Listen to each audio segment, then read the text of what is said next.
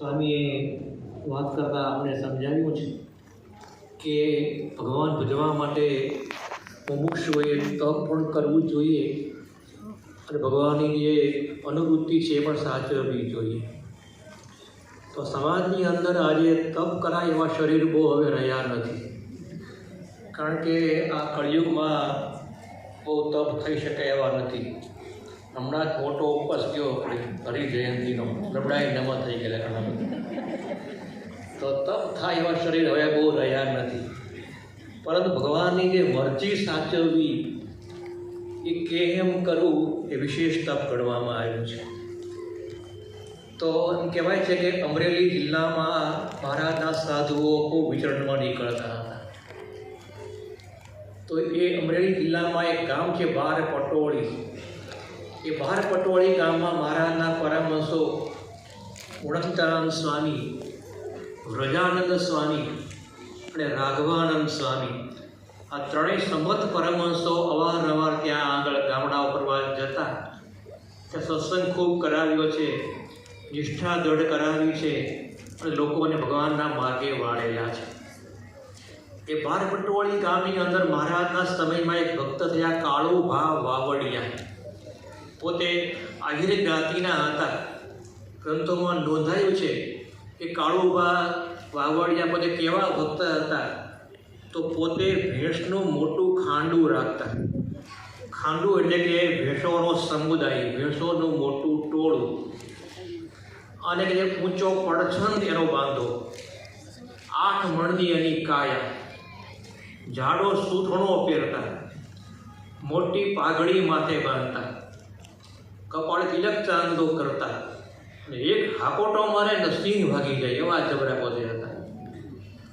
તો એવા એ આ રીતના કાળુભા વાવડિયા પોતે ખેતીથી અને ભેંસો વડે પોતે ગુજરાન ચલાવતા. પૈસો સારો ભગવાનને આપેલો તો પૈસોને પણ ધીરધાર વગેરે કરતા હતા. અને આજુબાજુના ગામોમાં, કાઠી દરબારોમાં, શેઠિયાઓમાં એનું માન ઘણું બધું હતું. પોતે પરોપકારી જીવ અને ઈમાનદારી જીવન જીવનારા માણસ, લોકોને તરત એની અસર થતી હતી. સ્વામીના સમાગમમાં આવ્યા પછી એનો સંસાર નામશેષ થઈ ગયેલો. ઘણી વખત પોતે પોતાના ખર્ચે ભક્તોને મહારાજના દર્શને ગઢપુર લઈ જતા, કાર્યાણી લઈ જતા, પંચાળા લઈ જતા, સમયાઓમાં દર્શન કરાવતા. ખર્ચો બધો પોતે આપતા અને લોકોને ત્યાં આગળ ગાડા ભાડું આપે, જમાડે, મહારાજનો આશ્રય કરાવતા.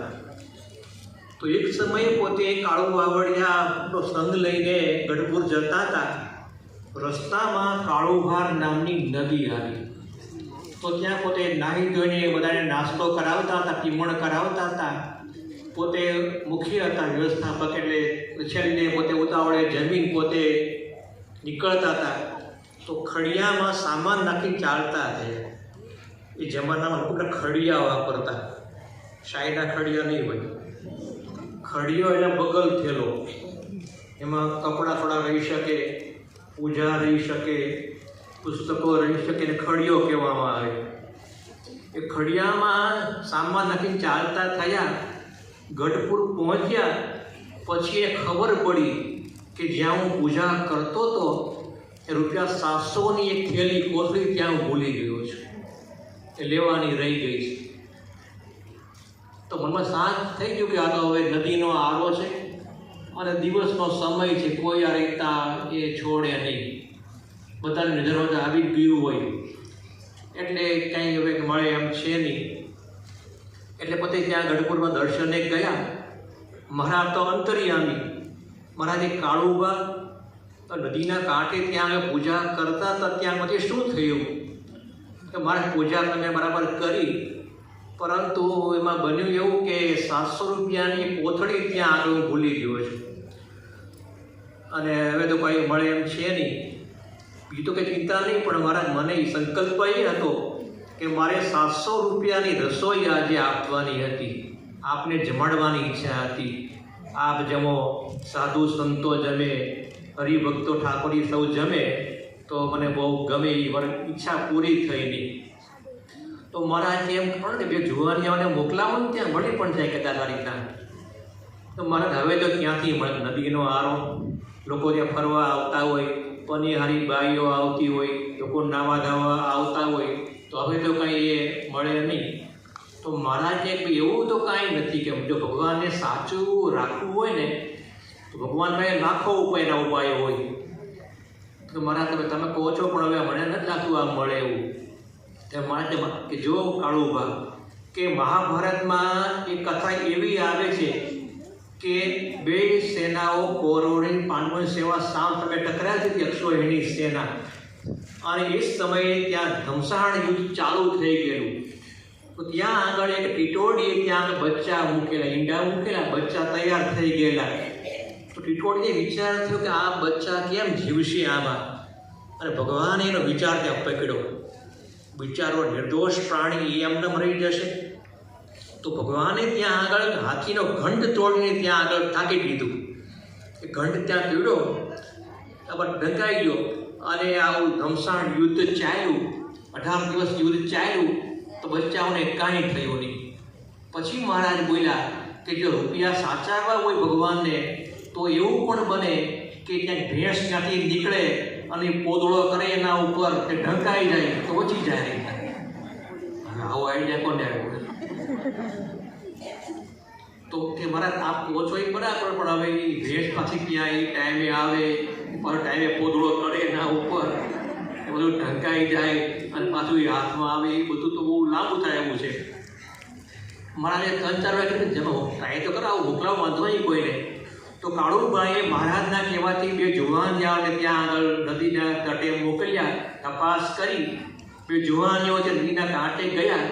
તો જ્યાં કાળુભાઈએ પૂજા કરી હતી ત્યાં તો કાંઈ મળ્યું નહીં. પણ આસપાસ જોયું ને તો ત્યાં આગળ એક નાળીનું ફૂમતું દેખાણું. વળી આમ જોયું તો પોદળો દેખાણો. પોદળામાંથી ફૂમતું બહાર આવ્યું, આમ જરાક ખેડો એ દેખાણું. જરાક આમ હલાવ્યું હોય ને છાણ દૂર કર્યું, ₹700ની કોથળી મળી ગઈ. સલામત રૂપિયા મળી ગયા. કાળુભાઈને કોથળી આપી અને જો કાળુભાઈ ભગવાનને સાચું હોય તો આમ સાચવે, કોઈ લઈ શકે નહીં. એટલે કે મહારાજ ત્યાં તો આટલો બધો પ્રતાપ છે કે કાંઈ મળે એવું હતું નહીં. હવે આપને જે રસોઈની ઈચ્છા હોય એ મને આપો, આપણે બનાવીએ. મહારાજને કે જલેબી સાટા બનાવડાવો કે. મહારાજને આ રસોઈ બહુ ગમતી, જમવાની ગમતી, જમાડવાની ગમતી. તો એ ત્યાં જલેબી સાટા બનાવ્યા. અને પ્રમુખ સાંઈ બાપાને આ આઈટમ બહુ ગમતી કે બાપાએ જો સાટા બનાવ્યા હોય તો બાપા ખાસ કહેતા સાટા પોચા થવા જોઈએ, કડક નહીં આમ, અને જલેબી સરસ કરજો એ રીતના. બાપા બહુ વખાણતા, જમાડતા. તો બાપા રાજકોટમાં વિરાજમાન થયેલા અને દશેરાનો દાડો હતો, વિજયાદશમી. તો એક સંત એને ગમત સૂજી. બાપા સવારમાં નાસ્તો કરતા હતા, ઉકાળ પાણી કરતા હતા. તો સંતે બાપા કે આજે તો મહારાજનો મારા ઉપર લેટર આવ્યો છે એ રીતના. કે તારા ઉપર આવ્યો લેટર? તો કે હા બપોર આવે છે એમ રીતના. કે વાંચ શું લખે બાપા, મારા શું લખે છે? તો પાકીટમાંથી લેટર પડ્યો કે બાપા જો મારાનો લેટર આ રીતના છે. મહારાજ લખે છે કે દશેરાને દિવસે પ્રમુખ સ્વામી રાજકોટમાં વિરાજી થયેલા હશે. સવારમાં પોતે ઉકાળા પાણી કરતા હશે ત્યારે અમારી પ્રમુખ સ્વામીની આજ્ઞા છે જેટલા સાધુઓ સામે બેઠા હોય બધાને જલેબી કા જમાડજો. બાપા કે ઓ મહારાજની આજ્ઞા તો પાવડી પડે, લાવો લાવો બધાને આપીએ. બાપાએ સૌને ત્યાં જલેબી પીરસી. વિચાર કરીએ કે ખોટો પત્ર હતો, ખોટી આજ્ઞા હતી, છતાં પણ બાપાએ સાચી માની દીધી કે વાહ મહારાજનું આજ્ઞા ના ન પડાય. બાપાએ પ્રેમથી સૌને ત્યાં જલેબી જમાડી. મહંત સ્વામી બાપા સાળંગપુરમાં બપોરના ભોજન લેતા હતા. તો ત્યાં જલેબી બનાવવામાં આવેલી. તો સંતોની ઈચ્છા એ કે બાપા ઉપર પુષ્પોની પાંખડીઓ નાખી દે મહંત સ્વામી બાપા, પછી સંતોને આપણે આપી દઈએ. તો ત્યાં ચોકીઓ અને બધી થાળ બધું ત્યાં લાવવામાં આવ્યું. તો બાપાએ ત્યાં જમતા હતા. તો બાપાએ ડાબે હાથે આમ થાળના સ્પર્શ કે જાઓ લઈ જાઓ બધા જમાડો સંતોને. તો સંતો કે બાપા એમ નહીં, તમે જે હાથે જમો છો ને એ હાથ તમે એના પર મૂકો. બાબાને થયું કે આ તો હવે એઠો હાથ ક્યાં એના પર મૂકો, કે આ જમતા જમતા ક્યાં મૂકો, સદબોધ થયું બાપાને. સંતોની બહુ ઈચ્છા હતી. તો તો બાપાએ જમણા હાથે સ્પષ્ટ જા લઈ જાઓ. આ લાભ એ કોને મળે? જમણે હાથે બાપા અડ્યા હોય જમતા જમતા એ લાભ કોને મળે? તો આપણે બાપાએ ત્યાં સ્મૃતિ સંતોની વિના આપેલી હતી. તો અહીંયા પણ મહારાજના કહેવાથી આ જલેબી વગેરે બનાવવામાં આવ્યું, બધાને મહારાજે જમાડ્યા, બધા બહુ રાજી થયા. ત્યારબાદ તો એક ઘટના એ બની કે કાળુભાઈ વાવડિયા પોતે આ રીતના ગરડે જતા, તો ત્યાં ગરડા પહોંચ્યા. તો મહારાજે કાળુભાઈ કે અમે એક વાત એમ સાંભળી કે તમારા બાબરિયા વાડની અંદર હાથની જેવી ભેંસો થાય, એ સાચું કે? અને કે એવી ભેંસો હોય આમ કે હાથની જેવી દેખાતી હોય, નીચી પાછી હોય, પછી વરાવદાર ભેંસો, રૂડી દેખાવડી હોય, ધારા દુધાળી હોય, મણના તો એના આવ હોય. ભૂમિવાળાને આવ કોને તો એવો ખ્યાલ નહીં આવે. આવ એટલે શું હોય? આવ એમ નહીં, આવ નહીં ભાઈ. આવ એટલે કે આંચળની પાસેનો ભરાવદાર ભાગ એને આવ કહેવામાં આવે. એવું કોષમાં લખવામાં આવ્યું છે કે આંચળ પાસે જે ભરાવદાર જે ભાગ હોય ભેંસોને, એને આવ કહેવામાં આવે. એમાં દૂધનો સંગ્રહ થયો હોય એ આવ કહેવાય. તો મહારાજ આવા મણના આવવાળી ભેંસો, નાની નાની શીંગડી હોય એવી ભેંસો કે મળે તો આ જે ભક્ત હતા કાળુ વાવડિયા, મહારાજની મરજી સમજી ગયા કે મહારાજની અનુવૃત્તિ શું છે, કે મહારાજને આવી ભેંસની જરૂર છે. કે હા મહારાજ, કે અમારા તો 60 ભેંસો છે, આપ કહેતા હો તો હમણાં એક ભેંસ મગાવી આપું, એમાં ક્યાં ના છે? મારે એમ નહીં, મફતમાં અમે ન લઈએ, પૈસા આપીને તમારે ભેંસ આપવાની.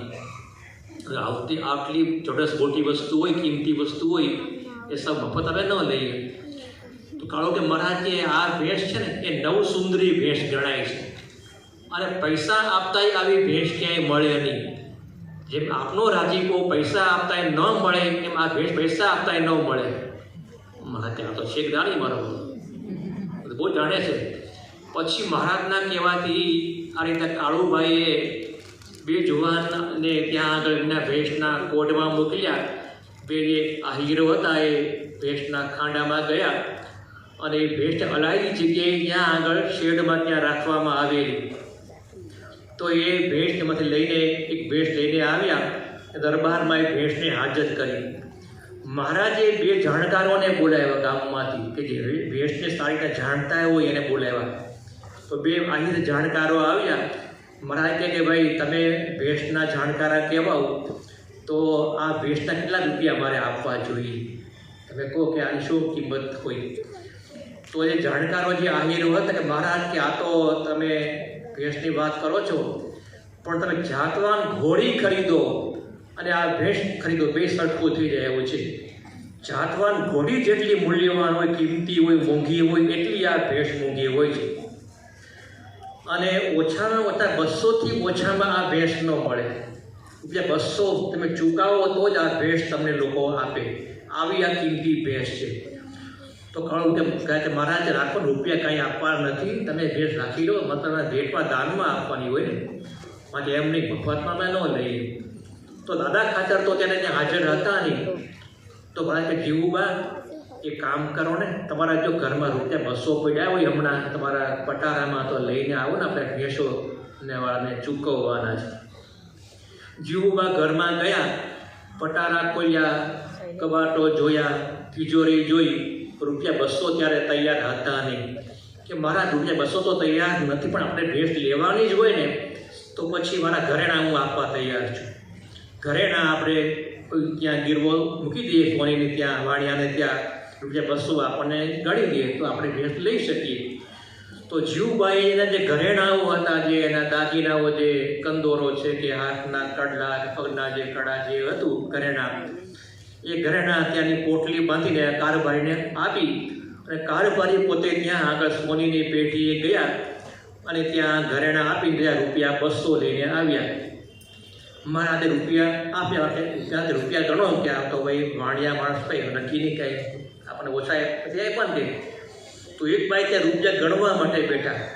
રૂપિયા ગણ્યા ને, રૂપિયા 250 થયા. મારે આવું થાય નહીં, વાણિયા તો આવી ભૂલ ન કરે, એમ 250 થાય નહીં, ફરી ગણો કે આ રીતના, તો 300 થયા. મહારાજ કાલે ગણતા ક્યાં આવડે છે, ફરી ગણો કે બીજા આપણે બેહાડ્યા, રૂપિયા 400 થયા. મહારાજ કે આ ને લે, તો રૂપિયા વિયાણ થયું, એમ કે રૂપિયા વિયાણ. જેમ પશુઓ વીએ ગાય વીએ ને એમ કે આ રૂપિયા વેણ થયું મહારાજે, 1 ના 2 થયા, 2 નામાંથી આ વધારે ત્યાં રીતના. પછી મહારાજે કારભારીને કહો કે રૂપિયા 200 લઈને વાણિયાને હમણાં જ ત્યાં દી આવે, ઘરેણા પાછા લઈ આવે, અને બીજા 200 રૂપિયા છે એ આ રીતના આ ભેંસવાળા ભાઈને આપી દો, આપણે ભાઈને કાળુભાઈને આપી દો, ઘરેણા જેવું પણ આપી દો, એટલે આપણું કામ થઈ જાય. તો એ રીતના ત્યાં આગળ વાતચીત થતી હતી. પણ કાળુબા રૂપિયા લેવાને ના પાડે, મારે તો રૂપિયા લઉં નહીં, તમને પછી ભેંસ આપી તો એ હું રૂપિયા લઉં નહીં. તો મારે ત્યાં નહીં, તો અમે ભેંસ ન લઈએ. તો મહારાજ પણ ત્યાં હાથે ચડ્યા કે બહુ મહારાજની ઈચ્છા થઈ, આગ્રહ થયો, એટલે પછી એને પરાણે માંડ રૂપિયા 200 લીધા. પણ જતી વેળે મહારાજના ચરણોમાં રૂપિયા પાછા આપી ગયા. મહારાજ મારી હતા ભેટ સ્વીકારો, દક્ષિણા સ્વીકારો. મહારાજ હા ના કરે કે મહારાજ હું તો આપણો શિષ્ય કહેવાઓ અને આપ મારા ગુરુ કહેવા, ભગવાન કહેવાઓ, તો દક્ષિણા તો આપણે લેવી જ પડે, તમે ના ન પાડો મને. એ બહુ પછી આગ્રહ થયો, મહારાજે રૂપિયા લીધા. એના બહુ રાજીપો મહારાજનો મળી ગયો. જો અહીંયા આગળ આપણને આપણી પવઈની વાડી ખાસ યાદ આવી જાય છે. કદાચ કોઈ જૂના વિઠ્ઠલ ભક્તો આમાં ખબર હશે કે વર્ષો પહેલાં આપણે પવઈ વાડીએ ત્યાં આપણે પશુઓ, ભેંસો, ગાયો રાખતા, અને ત્યાં આપણો તબેલો રીતના હતો, આપણે ત્યાં કોટ ત્યાં હતો, ભેંસની ગૌશાળા આપણી હતી. આજે જગ્યાએ ત્યાં આગળ મંદિર ત્યાં બનાવ્યું છે, આગળ ઠાકોરજી વિકાસ છે રૂમમાં, અને બાજુમાં આપણે શ્રી રસ બધાનું કામ ચાલતું હોય છે. તો ત્યાં આગળ આપણે ત્યાં ભેંસો વગેરે બાંધતા. અને અંધેરી અમે બાબરભાઈ પટેલ હતા, એ દર વર્ષે આપણને ભેંસ ભેટમાં આપતા. અને આપણા પવઈ વાડેથી આપણા સંતોના અક્ષર વલ્લભ સ્વામી, આપણા કચ્છી માળું, આપણા દાસ ભગતે હતા અમદાવાદ, ત્યાં આટલા તારે દેવ સ્વામી, એ બંને ભેંસ સાથે હાલતા ત્યાં પવઈથી અંધેરી જાય. દર વર્ષે ત્યાં જૂની ભેંસ આપી દેવાની, જેવા સુખી જોઈએ એવી નવી ભેંસ લઈ આવવાની. તો વર્ષો બધી સેવા ભાઈએ કરી હતી. તો આજે પણ આવા ભક્તો આજે હોય છે ખરા. તો આ પણ આ જે ભક્ત હતા કાળુભાઈ, એ એવું જ કરતા. જે ભેંસ વસૂકી ગઈ હોય એ પાછી લેતા દર વખતે, નવી ભેંસ ત્યાં આપતા. આવી રીતના એ ભાઈ ત્યાં ખૂબ સેવા એને કરી છે. તો આવા એ ભક્ત હતા કાળુભાઈ વાવડિયા. ત્યારબાદ તો વાત નોંધાય છે કે દાદા ખાચરને પરણાવીને મહારાજ ભટ્ટ બદરથી પાછા ગરડા જતા હતા. રસ્તામાં એનું ગામ જે બારપડી ગામ વચ્ચે રસ્તામાં આવતું હતું. તો કાળુભાઈને સંકલ્પ કે મહારાજ જો રસ્તાના ગામમાં પધરામણી કરીને આગળ જાય તો આપણને એક લાભ મળી જાય. પોતે તો ત્યાં ભાઈડપની સેવામાં રોકાયેલા મહારાજના કહેવાથી. તો એનો ભાઈ તો લોમાં વાવડી જાય. તો કાળુભા કે ભાઈ લોમાં એક કામ કરજે ભાઈ, કે મહારાજની જાન એની પસાર થવાની છે, અને એ રીતના રસ્તાનું આપણું ગામ છે, પોતે રસ્તે ઊભો રહેજે. મહારાજે જરાક વિનંતી કરજે કે મહારાજ અહીંયા ગામમાં પગલાં કરીને જાઓ, ઘરમાં પધરામણી કરી જાઓ, સાકરના પાણી પીને જાઓ, જો અનુકૂળતા હોય તો જમીન પણ જાઓ, તો એટલું કરજે. કે હા હું કરું. તો લોમાં વાવડિયા હતા એના ભાઈ ત્યાં રસ્તે ઊભા રહ્યા. એટલે મહારાજ મારા ભાઈની મરજી છે કે આપ અહીંયા પગલાં કરીને જાઓ તો સારું, સાકરના પાણી તૈયાર રાખ્યા છે, જો સમય હોય તો જમીન પણ જજો, તો તને બહુ ગમશે. તો મહારાજ કે ના લાગે કે જમવાનો તો સમય એવો ટાઈમ અમારે પર નહીં રહે, પણ જો તમારો બહુ આગ્રહ હોય ને તો એક કામ કરો કે આપણે બળદિયા માટે ગોળ લઈ આવો, એને આપણે ગોળ ખવડાવીને મોકલાવીએ. ગોળ બળદિયા ખાઈ તો એને જોમ આવી જાય, જલ્દી આપણે ગરડા પહોંચાડે. એટલે લોમાને વિચાર થયો કે લે બળદિયાને ગોળ ખવડાવવાનો, માણસોને નહીં, સાધુઓને નહીં, મહારાજ જમવાના, તો બળદના ગોળ શું ખવડાવે, તો ખડ ખાઈને ચાલે એમને.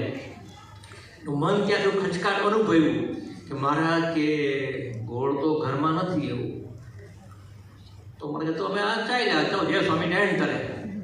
મહારાજ ત્યાં ચાલતા પાછળથી ભાઈ આ કાળુ વાવડિયા ઘરે આવ્યા ને ભાઈને પૂછ્યું કે કેમ, કે લોમાં કે મહારાજને ગોળ અહીંયા કેમ મહારાજને ઘરે આવ્યા કરી આપણે તે, કે મહારાજને કંઈ ઈચ્છા નથી, બહુ આમ જમવાની ઈચ્છા હતી નહીં, કે આગળ જવું હતું, પણ ગોળ માંગ્યો બળદના માટે, એટલે મેં ગોળ ન આપ્યો.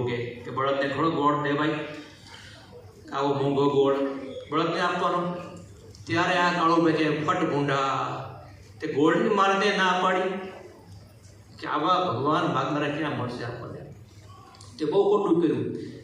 પાછળ ત્યાં ઘોડી લીધી, ત્યાં દોડ્યા એ ઘોડી મહારાજની બાજુમાં. મહારાજ ત્યાં જતા હતા કે મહારાજ ઉભા રહો એમ જવાય નહીં, કે તમે આમ ક્યાં ચાલ્યા રીતના. તો મહારાજ કહે કે ભાઈ કાળુભા કે સમજો કે હવે આ સમય થવા આવ્યો અને આ જાનને ઘરડામાં પ્રવેશનું મુહૂર્ત થવા આવ્યું છે. એમાં મુહૂર્તમાં બહુ મોડું ન થાય તો અમને જાઓ તો સારું. પણ આ જે કાળુ વાવડિયા ત્યારે બહુ ધક્કો લાગ્યો કે મારા ભાઈના કારણે મહારાજને ગોળ આપી શક્યા નહીં, મહારાજની અનુવૃત્તિ સમજી શક્યા નહીં, બહુ મોટું ખોટ હવે ખાધી. ત્યારથી એ કાળુ વાવડે નિયમ લીધો કે જિંદગીભર ગોળ ખાવો હરામ છે. ને એટલું નહીં, આખા પરિવારે નિયમ લીધા. નાનકડું બાળક છોકરું હોય ને એ ગોળ ખાય નહીં કે આપણા ભગવાને ગોળ ખાતો નહીં માટે આપણે હવે ગોળ ન ખવાય. એટલું જ નહીં, 3 પેઢી સુધી ગોળ ખાતો નહીં. બોલો, એના દીકરાના દીકરા કંઈ ગોળ ખાતો નહીં. છેલ્લે હમણાં થોડાક ટાઈમ પહેલાં એના પરિવારે જેઠસુરભાઈ થઈ જાય.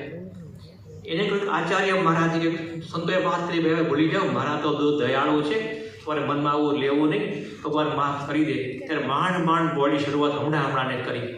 જો આવી નિષ્ઠા વગર આ કામ થઈ શકે નહીં. તો આવા ભક્ત હતા કાળુ વાવડિયા. વળી એમ કહેવાય છે કે આ રીતના મહારાજને વાત તો મહારાજની ઈચ્છા હતી કે દાદા ખાચરના બીજા લગ્ન આપણે કરાવવા છે. પહેલાં જે પત્ની હતા એને કંઈ પુત્ર સંતાન કંઈ થયું નહોતું, એટલે મહારાજની ઈચ્છાથી અને જૂના પત્નીના કહેવાથી નવા લગ્ન ફરી કરાવવાની ઈચ્છા હતી. એટલે ભટ્ટબદર ગામમાં નાગપાલ વરુ નામના એક ભક્ત હતા, ગુણભાવી કોઈ, તો એને ત્યાં આગળ માગું નાખ્યું. તો માગું નાખવા કાળુ વાવડિયા પોતે ગયા કે ભાઈ નાગપાલ કે આ રીતના સ્વામિનારાયણ ભગવાનની ઈચ્છા છે કે અહીંયા એના ભગત દાદા ખાચર ગરડાના રાજા છે, તો એને માટે તમારી દીકરીનું માગું મહારાજે પોતે જ નાખ્યું છે. તો કાળુપાણ દરબારોમાં એવી શાખ કામ કે કોઈ એને આમ ના પાડે નહીં. તો નાગપાલ વરોએ હા પડી, વાત અમારા ઘણા મોટા ભાગ કહેવાય કે આવા ભગવાન પોતે માગું નાખતા હોય. અને જો દાદા જેવો વરરાજો મળતો હોય મારી દીકરીને તો શું કામ ના પાડીએ. તો એ નાગપાલ વરુએ હા પાડી. કીધું કે કાળુભાઈ કે એક વાત ખાલી એટલી જ મને ખટકે છે કે અમે તો ગરીબ ઘરના માણસો કહેવાઈએ, લૂંટફાટ કરીને જીવન જીવનારા કહેવાઈએ, આ તો દાદા ખાચર તો રાજા કહેવાય, તો એને લગ્નમાં આ રીતના ખર્ચો આટલો બધો કરવો એ મારી તાકાત બહારની વસ્તુ છે, એ થઈ શકે એવું લાગતું નથી. તો કાળુભાઈ કે ભાઈ કે નાગપાલ કે ચિંતા કરવામાં, મારા ભંડાર ભરેલા છે. અનંતકોટી બ્રહ્માંડનો નાથ જ્યારે હાથ લાંબો કરે ને ત્યારે મોતી પણ ભરી કાઢ્યું, આપણે ના પાડવા જેવું નથી. અને એટલા જ વચનથી એ કાળુ વાવડિયા તૈયાર એ પોતાની પુત્રી આપવા માટે અને ધામધૂમથી ત્યાં લગ્ન કર્યા. એટલો કંઈ ખર્ચો આવ્યો એ બધો ખર્ચો આ કાળુ વાવડિયાએ આપ્યો છે.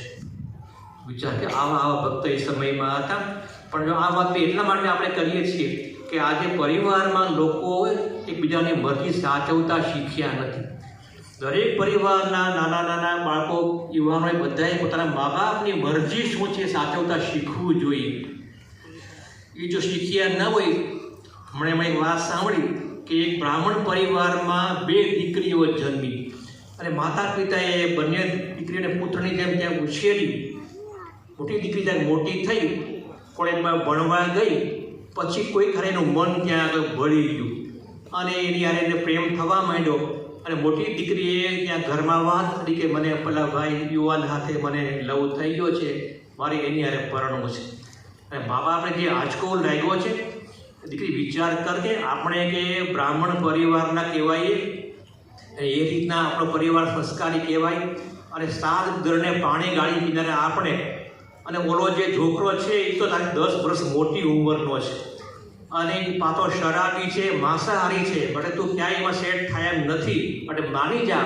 પણ આ મહાન દીકરી માની નહીં અને એની અરે ભાગી છૂટી. પરિણામ એ આવ્યું કે એ રાત્રે એ જે બાપુજી હતા, એ બેન એની બા હતા અને દીકરી ત્રણે ત્યાં આત્મહત્યા કરી નાખી. જો એક નાનકડી મરજી પાડીની મા બાપની, તો આ પરિણામ આવ્યું છે.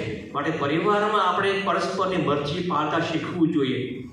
ભગવાન સંતની શું મરજી છે, મા બાપની શું મરજી છે, એ જો આપણે શીખ્યા હોઈએ તો સેથી આપણને સરસ એવું પ્રેરણા મળે એવું છે. હમણાં છેલ્લે મને આ સવારે વોટ્સઅપમાં એક વિડીયો કોઈ કંઈક મોકલ્યો છે. એમાં એક વાત સરસ નોંધી હતી. આપણી ગાડી છે વંદે ભારત ટ્રેન, મોદી સાહેબની ગાડી વંદે ભારત ટ્રેન, બહુ ફાસ્ટ ગાડી જતી હોય છે. તો એ ગાડી પૂરપાટ જતી હતી અને એમાં કંઈક એન્જિન કંઈક મશીન તે ખરાબ બી થઈ જાય રીતના, તો કંઈક મશીન ખરાબ થઈ ગયું. તો તો એને ખેંચે ડીઝલનું એન્જિન ત્યાં જોડવામાં આવ્યું આગળ. એ ડીઝલનું એન્જિન એ રીતના આખી ગાડી એન્જિન સહિત ખેંચતું હતું. જે નીચે લખ્યું હતું કે ઘરડાઓ કંઈ નકામા નથી હોતા. આ ઘરડું એન્જિન છે એ કામમાં આવી જાય. ઘરના જે પરિવારના સભ્યો હોય એ પણ એવા આપણા ઉપયોગી હોય છે. એની મરજી ચાલવા શીખવું જોઈએ. કાં તો ભગવાનને પ્રાર્થના કરીએ દરેકમાં ગુણ દ્રઢ થાય એ મહારાજના ચરણોમાં સ્વામિનારાયણ ભગવાન